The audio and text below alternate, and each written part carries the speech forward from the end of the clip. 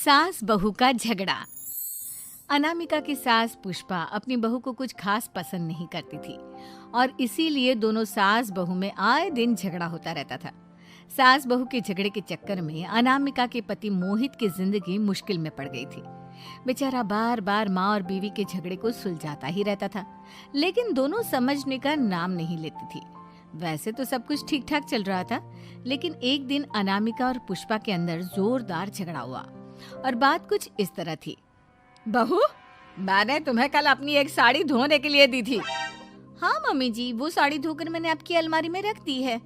उसी की बात कर रही हूँ मैं। जरा देख तो, इस साड़ी को देखकर किसी भी तरह से लगता है ये धुली हुई है। अरे मम्मी जी, मैंने आपकी साड़ी वॉशिंग मशीन में अच्छे से धोकर सुखाकर आपकी अलमारी में तह बनाकर रखी थी। आपके तो नखरे खत्म ही नहीं होते। अरे कैसे बात कर रही है मुझसे? मेरे नखरे? अरे मोहित, जरा ये देख तो, ये साड़ी धुली हुई लग रही है क्या? अरे मम्मी, जब अनामिका कह रही है कि उसने साड़ी धोई थी तो मान लो ना। हर बात पर झगड़ा करना जरूरी है क्या? क्या है ना मोहित, तुम्हारी माँ को तो मेरे हर काम में नुस्ख निकालने की आदत पड़ गई है। जब तक दो चार खरी खोटी सुना नहीं लेती ना, इनका दिन नहीं निकलता। अरे चुप कर, बहू होकर मुझे जवाब देती हो। एक तो गंदे कपड़े उठाकर अलमारी में रख दिए, ऊपर से कैंची की तरह कचर कचर बोली जा रही हो। अरे मम्मी जी, आपको समझ में नहीं आता क्या? मैंने साड़ी धो कर रखी थी। तो फिर इतनी गंदी क्यों लग रही है? अब मुझे क्या पता मम्मी जी, आप इस पर इस तरह तेल और घी की चिकनाई के दाग लगाकर लाएंगी तो ये मेरी जिम्मेदारी थोड़ी ना है। अरे तो हाथ से धोना चाहिए था ना। मैं आपकी बहू हूँ, नौकरानी नहीं जो एक कपड़ा रगड़ रगड़ कर हाथ से धो दूंगी। आपको पहननी है तो पहनिए, नहीं तो रख दीजिए। तुझे तो मैं अच्छी तरह बताऊंगी, मुझे जवाब देती है। एक दिन सुबह के वक्त, अरे अनामिका, मेरी व्हाइट शर्ट कहाँ है? आज ऑफिस में बहुत बड़ा प्रेजेंटेशन है और मुझे वो व्हाइट शर्ट पहन कर जाना है। मुझे पता है, आपने मुझे 2 दिन पहले ही बता दिया था और आपकी शर्ट मैंने धोकर अच्छी तरह आयरन करके अलमारी में लगा दी है। जाइए वहां से ले लीजिए। अनामिका, ये तुमने क्या किया? ये देखो, शर्ट पर लिपस्टिक का दाग लगा हुआ है और ये तो एक जगह से जल भी गई है। नहीं नहीं मोहित, ऐसा नहीं हो सकता। मैंने तो तुम्हारी शर्ट ठीक से इस्त्री करके अलमारी में लगाई थी। तो फिर ये जल कैसे गई अपने आप? अलमारी में लटके लटके थोड़ी ना जल जाएगी। पर मोहित, मुझे अच्छी तरह याद है। देखो, अपनी गलती को छुपाने की कोशिश मत करो। और अगर शर्ट जल भी गई थी तो तुम्हें पहले बताना चाहिए था ना। मैं नई शर्ट लेकर आ जाता। अब ऐन वक्त पर शर्ट कहाँ से लेकर आऊं? मेरा इतना इम्पोर्टेंट प्रेजेंटेशन था, सब खराब हो जाएगा। अरे बेटा, क्यों परेशान होता है?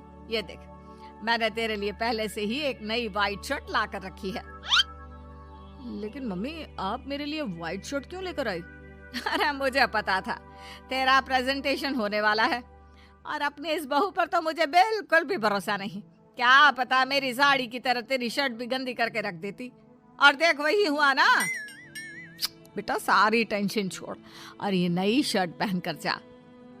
थैंक यू मम्मी, आज तो आपने बचा लिया मुझे। कुछ दिनों के बाद, अरे अनामिका, जानती हो, ऑफिस में मेरा जो दोस्त है ना अमर, आज उसका बर्थडे है और उसे तुम्हारे हाथ का चॉकलेट केक बहुत पसंद है। थोड़ा सा बनाकर टिफिन में रख दो ना प्लीज। हाँ हाँ, क्यों नहीं। मैं बहुत अच्छा केक बनाकर आपके दोस्त के लिए रख दूंगी।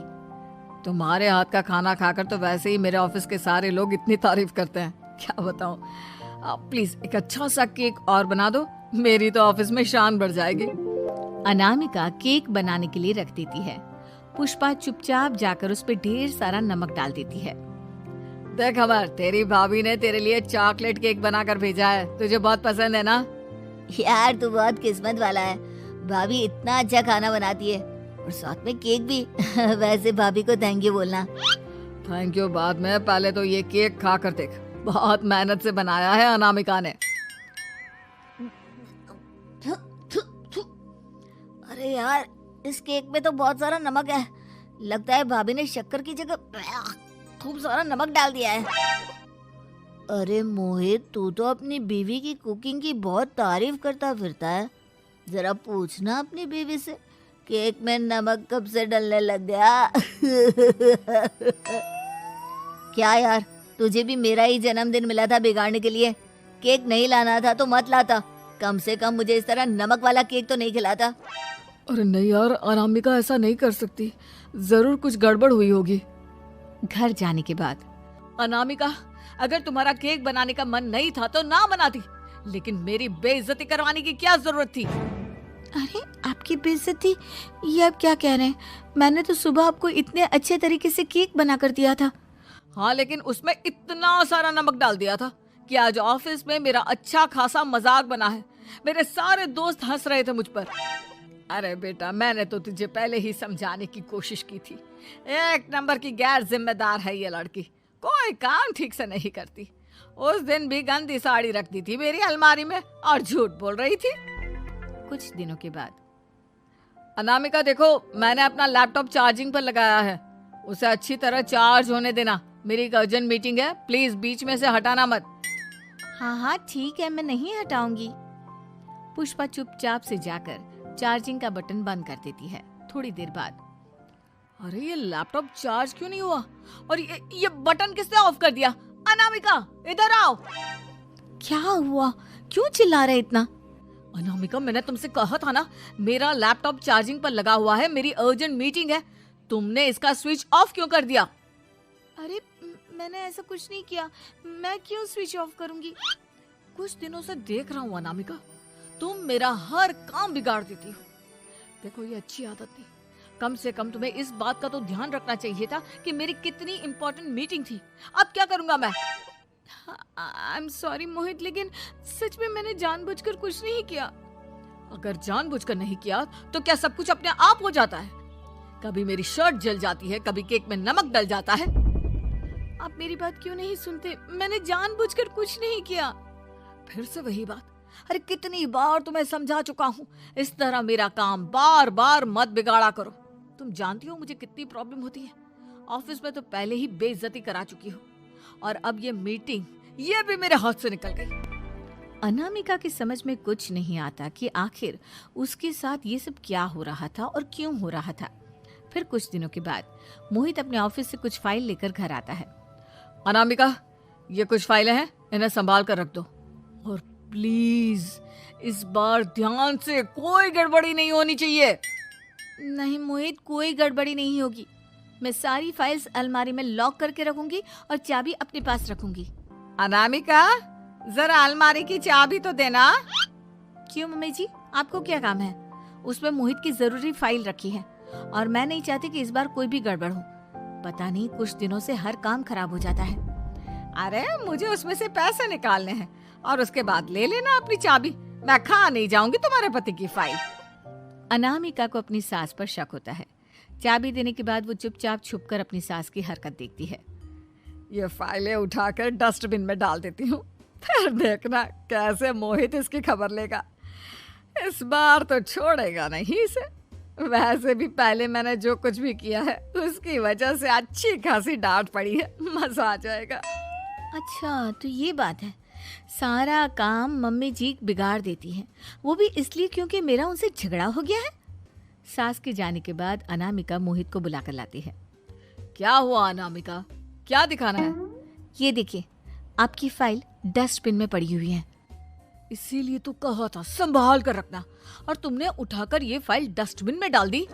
मैंने नहीं, तुम्हारी मम्मी ने डाली है, मुझसे बदला लेने के लिए, ताकि तुम मुझे डांटो। और अगर मैंने डाली होती तो मैं तुम्हें दिखाने के लिए बुलाकर तो नहीं लाती ना। सही कह रही हो, मैं अभी मम्मी से जाकर बात करता हूँ। थोड़ी देर बाद, मम्मी सच सच बताइए, मेरी फाइल अलमारी में से निकालकर डस्टबिन में आपने डाली थी ना? अरे अपनी माँ पर इल्जाम लगाता है, शर्म नहीं आती तुझे? मैं इल्जाम नहीं लगा रहा हूँ मम्मी, जो सच है वही पूछ रहा हूँ। अब जल्दी से बताइए आपने ऐसा क्यों किया? अरे तो क्या करती, तेरी बीवी मुझसे झगड़ा करती है, उल्टे सीधे जवाब देती है, मुझे उससे बदला लेना था। अरे मम्मी, लेकिन आप दोनों के झगड़े के चक्कर में मेरा कितना नुकसान हुआ है, ये कभी सोचा आपने? मम्मी जी, अगर आपका बदला पूरा हो गया हो तो आइंदा ऐसी कोई हरकत मत करना, क्योंकि अब आपकी सच्चाई हमारे सामने आ चुकी है। यह तो वक्त ही बताएगा मैं क्या करूंगी और क्या नहीं।